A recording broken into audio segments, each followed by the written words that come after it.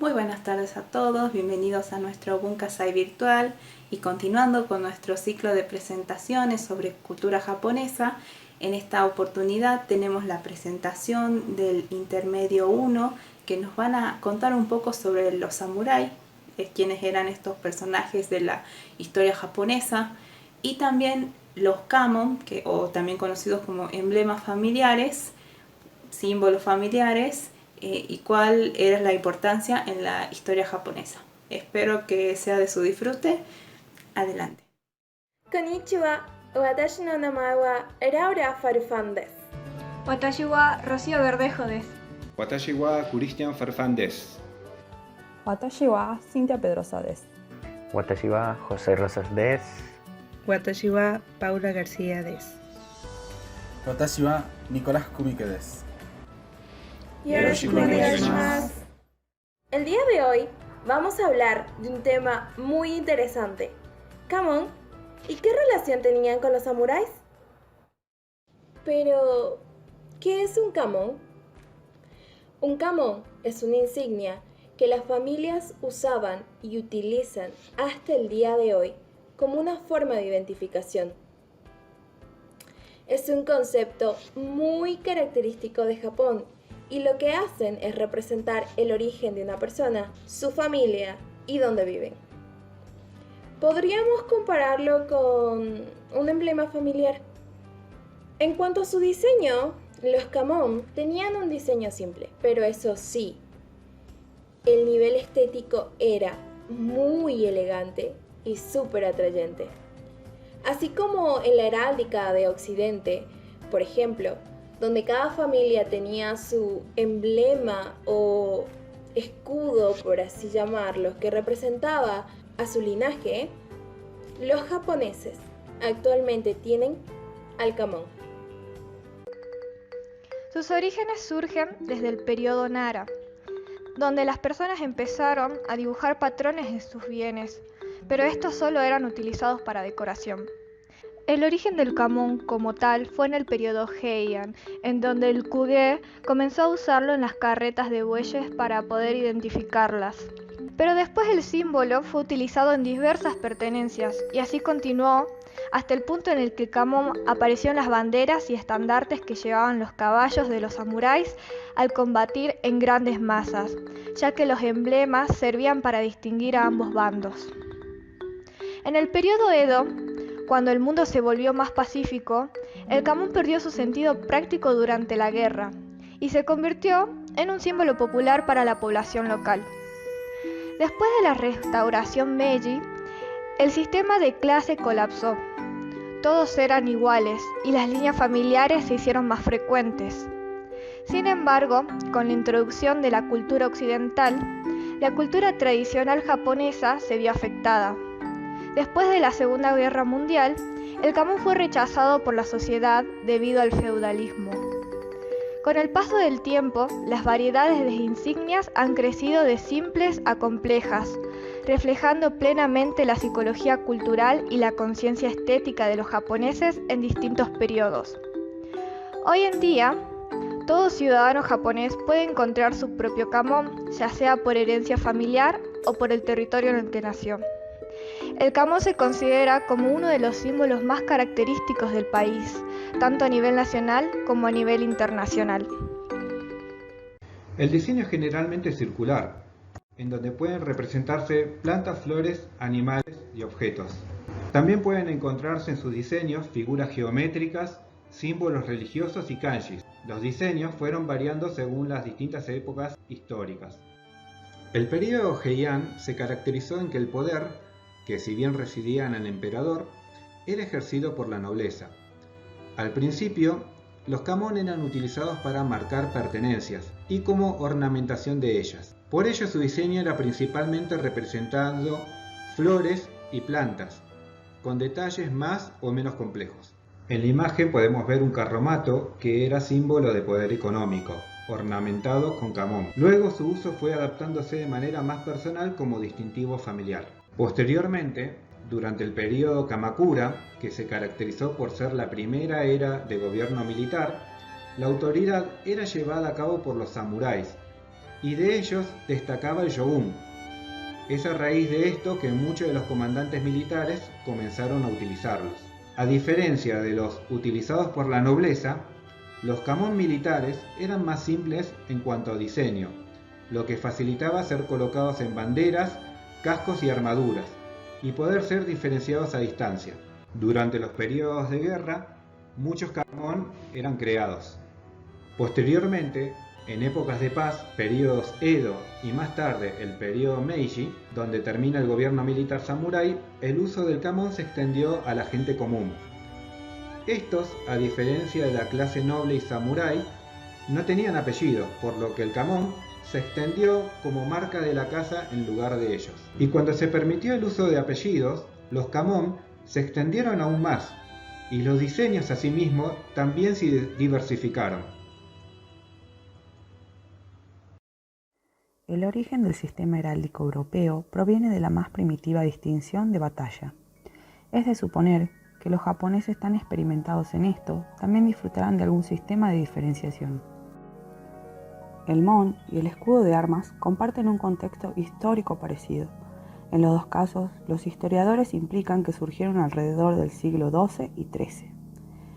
Entonces podemos decir que en ambas regiones surgió la necesidad de los guerreros para distinguir a sus enemigos de sus aliados, y la nobleza que requería otorgar a su familia una identidad única en sociedad.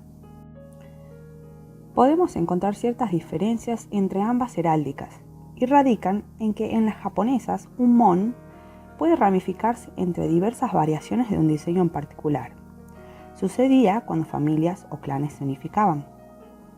Y en cuanto a la europea, cada grupo disfrutaba de un blasón propio y estrictamente familiar, heredado de generación en generación sin ningún tipo de modificación. Ambas también disienten en los sistemas identificativos. Alrededor de la mitad de los kamon asumían diseños vegetales. Un cuarto se basaba en sencillos objetos cotidianos, siendo el resto de motivos geométricos. También en ciertos animales, siendo destacable que ninguno tuviera peces. En el europeo podemos apreciar a veces simbología eclesiástica, animales mitológicos, combinación y gama amplia de colores, y hasta trazados de formas geométricas que ayudaban a diferenciar los escudos de los nobles de aquellos que pertenecían a los plebeyos. Durante el periodo de los estados combatientes, no solo se diversificaron los símbolos familiares en estandartes, asimismo, las distintas piezas de las armaduras Ashigaru y Samurai también se constituyeron en lugares donde emblemas hacían aparición, en la mayoría de los casos como un título identificativo. En el siglo X, los samuráis formaban ya una clase social muy bien definida, que se caracterizaba por la propiedad de la tierra y por la actividad guerrera. Su condición se transmitía incluso hereditariamente. Frente a estos poderosos guerreros, los campesinos sentían temor, porque se esperaba que un samurái fuera benevolioso, pero a su vez que pudiera matar a un hombre si así lo decidía. Los samuráis seguían el código Bushido, que significa camino del guerrero. Este estilo de vida estaba basado en 7 virtudes: justicia, coraje, benevolencia, cortesía, honestidad, honor y lealtad. Si un samurái fallaba en su código Bushido, se consideraba deshonrado y por tanto debía cometer harakiri. Sí, harakiri. Era una práctica muy común entre los samuráis caídos en deshonra. Se trataba de un ritual de suicidio y también se lo conoce como seppuku. Más allá de su capacidad en batalla, los samuráis eran personas cultas que dominaban artes como la caligrafía, la música, la meditación y hasta ceremonias tradicionales japonesas, como la ceremonia del té o el ikebana. A continuación les hablaré sobre unos samuráis famosos. Nobunaga Oda. El kamon utilizado por la familia Oda se conoce como Mokko y significa prosperidad. Oda Nobunaga es el samurái más popular, llegando a volverse la inspiración para varios shows de televisión e incluso anime, incluyendo festivales en su honor. Fue uno de los 3 unificadores de Japón, después del periodo de Sengoku. Se volvió conocido por medio de varias guerras extendió su territorio y fue temido como el más fuerte samurái en el periodo de los estados combatientes. Ieyasu Tokugawa fue el fundador y primer shogun del shogunato Tokugawa de Japón, quienes gobernaron desde la batalla del Sekigahara en el año 1600 hasta la restauración Meiji en el año 1868. Ieyasu gobernó desde el año 1600 hasta su renuncia en 1605. Puso un punto final a los estados combatientes, estableció un periodo pacífico que duró más de 265 años y fue el exitoso pionero del shogunato del periodo Edo.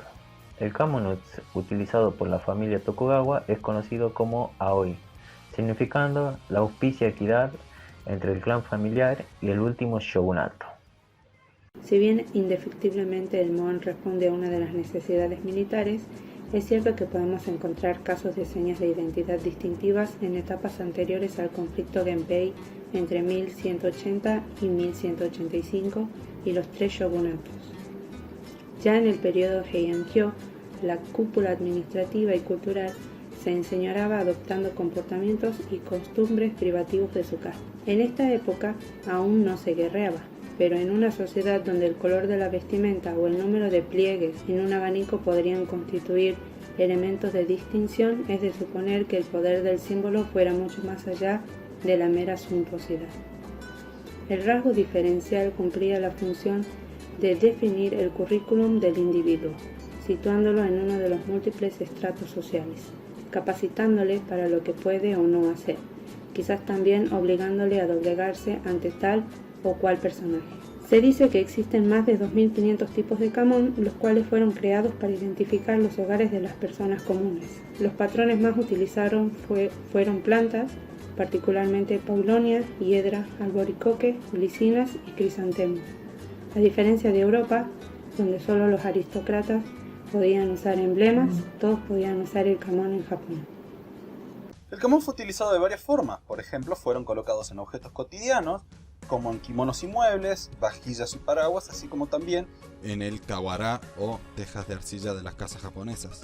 Sin embargo, a medida que sus hábitos de vida comenzaron a hacerse más occidentales, la cultura de la utilización del kamon en la vida cotidiana se fue declinando gradualmente.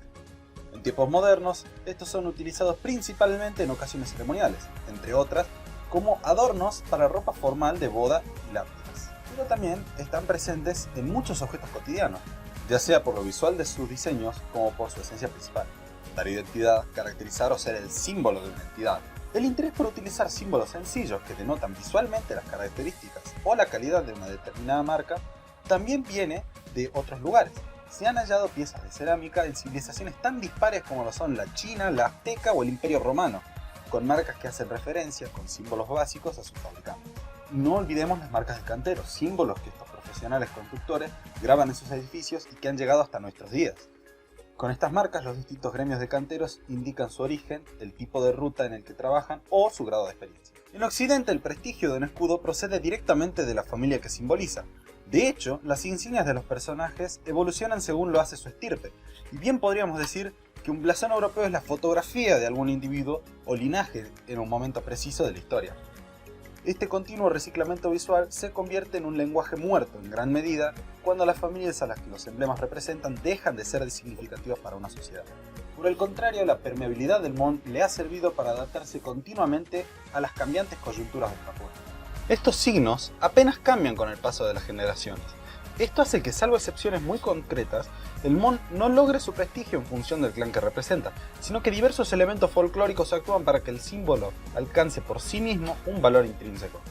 Así pues, la independencia del símbolo japonés ha permitido que su uso como elemento visual no se haya visto resentido, algo sin duda especialmente valorable, sobre todo en un país donde las influencias extranjeras cada vez condicionan más las costumbres del viejo Yamato. ¡Arigatou gozaimashita!